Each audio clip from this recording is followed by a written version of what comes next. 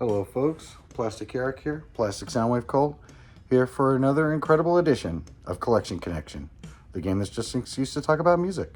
It's a game I play with my brother Bryce over on Good Show Ponsonby. Every Monday, I pick out any one of these albums, CDs, or tapes and do a video about that album. And then my brother will find a connection to one of the albums in his collection. And on Thursday, he does a video that talks about what he thinks about the two albums. And we go on, so forth, on and on. I'm trying to hold back a burp here. Now, the object of the game, even though it's just an excuse to talk about music, is to see if you, the audience, can figure out what the connection is. So if you're new here, you just got the whole new picture here. If you've been here before, I'm sorry you had to hear that speech one more time. So, despite all the guesses from Bryce's last video, nobody was able to guess and figure out what the connection was between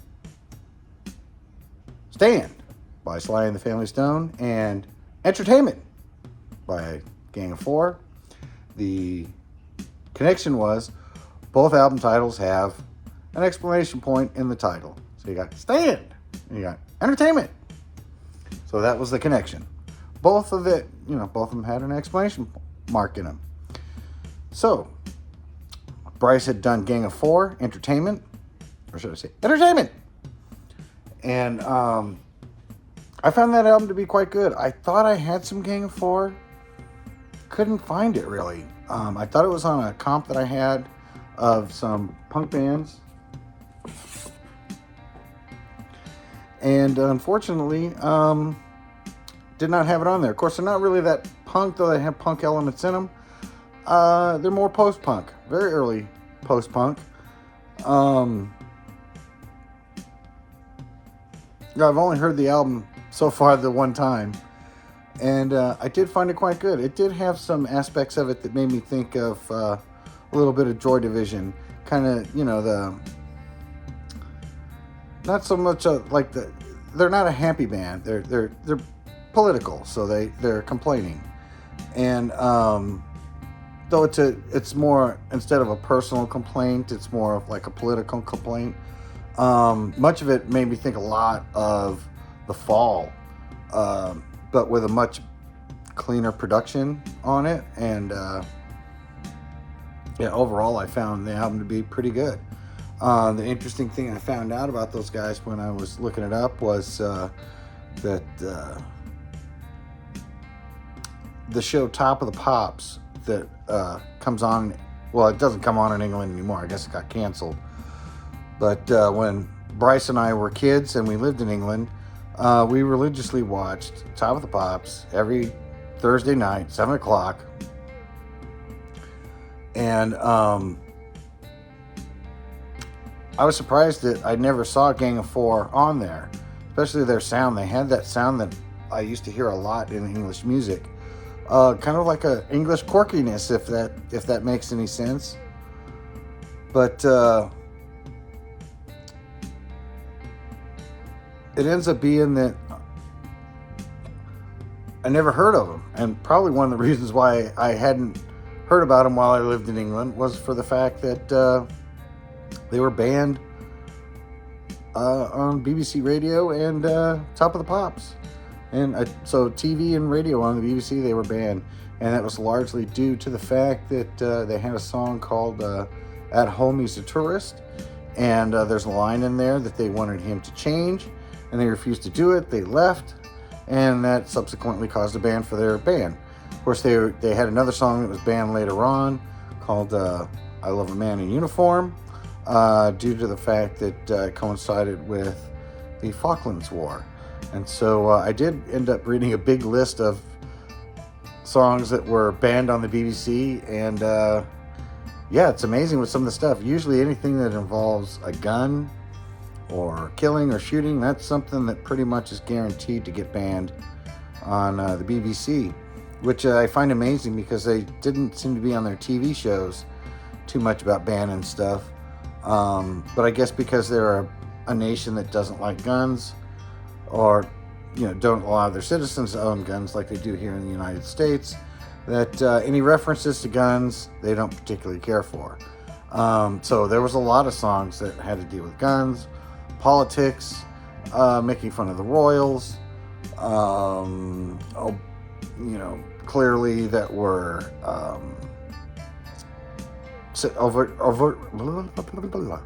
overtly sexual. And so, yeah. So as I was going along here, I didn't even realize that English people call condoms rubbers. We call them rubbers here too. They also call erasers rubbers. So I didn't understand what the whole deal was with that getting banned. So, what did I connect this album to?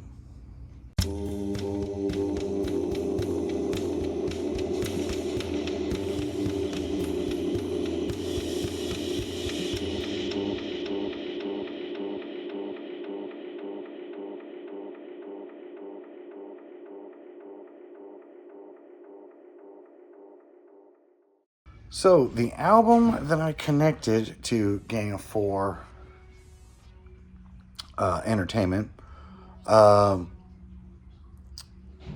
is definitely a pretty wild connection in the sense of it's a little bit tenuous. There might be a little half step in there, but I want to talk about the band Anti-Nowhere League and their album We Are the League.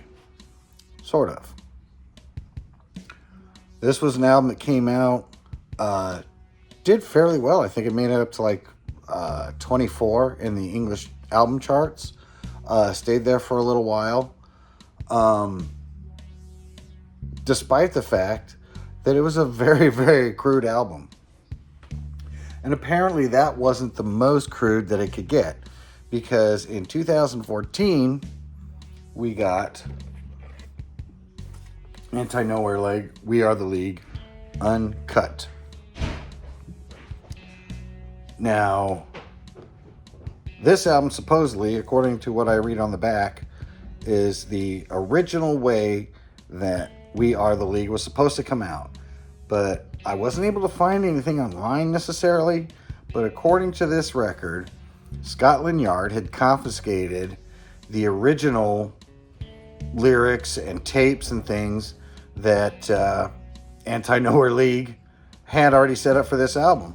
And so the album that you got back in 1981, I think it was, or when was it? 1982. So 1982 when the album came out originally, it is not the way that the album was originally meant to be intended. It was slapped together real quick, according to the band on this thing, that just to get the album out. And so there are some songs on here that do not show up on that first album, but really it's more along the lines of a couple of singles and maybe a B-side. So one of the key songs that did not show up on the original is So What, which was a single, I believe. And Dave included that single on this album. And the great thing about this is that, here's a little story that they have here about the Scotland Yard going after them. But one of my favorite things that they've done on this, because there's been a lot of hindsight, and don't get me wrong, this album is crude, rude, and yeah, fantastic, I think. It's really, really good rock and roll punk. I mean, it's nothing necessarily mind-blowing or anything like that. Maybe it was for those days, but I didn't hear it in those days. I heard it, again, like around 2014, 2015. And I heard this version first. And so in the inner sleeve, they've got quotes about how bad this album is from Tony Blackburn. He's not singing, he's shouting. And what I love about that is that I believe Tony Blackburn was one of the hosts of Top of the Pops. They got busted early on for apparently being with an underage member of the Top of the Pops crowd that would always be in there. But I think subsequently that girl ended up dying, apparently of her own hand. And they let Tony Blackburn right back on the Top of the Pops again after about 6 months, once everything settled down. This is not the sort of rubbish our youth should be. Oh, this is the sort of rubbish that our youth must be kept away from. Mary Whitehouse. Now, she was a famous lady in England that wanted to have all kinds of stuff banned in England because she didn't think that it was along Christian values. And so she was just basically a busybody, you know. I've never understood the concept of if I don't like it, then nobody should like it. If you don't like it, change the channel, change the record, put something else on, change the dial on the radio, anything. You don't have to listen to it. But just because you don't like it doesn't mean that nobody else should be able to listen to it. So there's that. This maybe I'm going to be a little bit political in this one. It's not that far off from the election. Untalented people with foul mouths. Jimmy Savile. And I think we all know about that jerk. Turns out he was a complete pervert. Of course, he was lucky. He got to live his life and do all that. And then the second he died, that's when everybody, came out about all the really horrible stuff about him. So if you don't know who Jimmy Savile is, take a look at his Wikipedia page. There's actually other documentaries about him on YouTube. Sick individual. But he thinks that this stuff is just too much. And then we end with, this is a downward spiral of a generation, from Margaret Thatcher, who pretty much just brought down that whole country when she was in power. It seemed like she hated the people of that country, if you would ask me, and that's when I lived there. Yeah. And when you see the things that she had done in hindsight, it really was about screwing over the regular working class people in that country. I never understood what that lady was about necessarily. But I think she got in there like 3 or 4 times, or at least twice, I know that. And so, yeah, she got voted in right when we moved in there to England, when my dad was stationed over there. And overall, yeah, she seemed to be universally hated by media and definitely the left in England. And so, yeah. So let's go over some of the songs that are on this album. Now, the original album has 1 track listing. This has another track listing. I believe there was a total of, let's see, 1, 2, 3, 4, 5, 6, 7, 8, 9, 10, 11, 12. Originally, there were 12 songs on this album. This uncut version has 15 altogether. So again, apparently, according to the back of this thing here, I'm getting mixed up. According to the back of this thing here, this is the original way that it was meant to be. They had to tone it down. And again, they had to rush the project because apparently someone had stolen all of their material that they had to do it, and then they had to come back with it all from memory. Though apparently they found or something, the original material, and so we're able to play it to the full extent. But some of the great songs on here, We Are the League, I Can't Stand Rock and Roll, Animal, which is a particularly gross song, I Hate People, I can agree with that. Nowhere Man, Woman is a great song. I mean, you have to have a really good chuckle when you listen to that song. Streets of London starts off with, yeah, you just got to hear it. So good. Wreck of Nowhere, Snowman, World War III, Let's Break the Law, that's another one. The version on here I find is a little bit better than the original. We Will Not Remember You, So What, which was the single, and then this has 2 bonus tracks, This Is War and For You. And so, yeah, these guys here, this kind of looks more like the original album cover than if I show it here again. Then even though I think this is the only guy that's an original member. And so, yeah, if you like your punk nasty and good, I mean, these guys really make the Sex Pistols sound like a Sunday school band. I mean, they took it right to the top. I don't. The Sex Pistols were able to push the line a little bit over the line, especially with God Save the Queen and Anarchy in the UK. But these guys took that line and just brushed it away completely.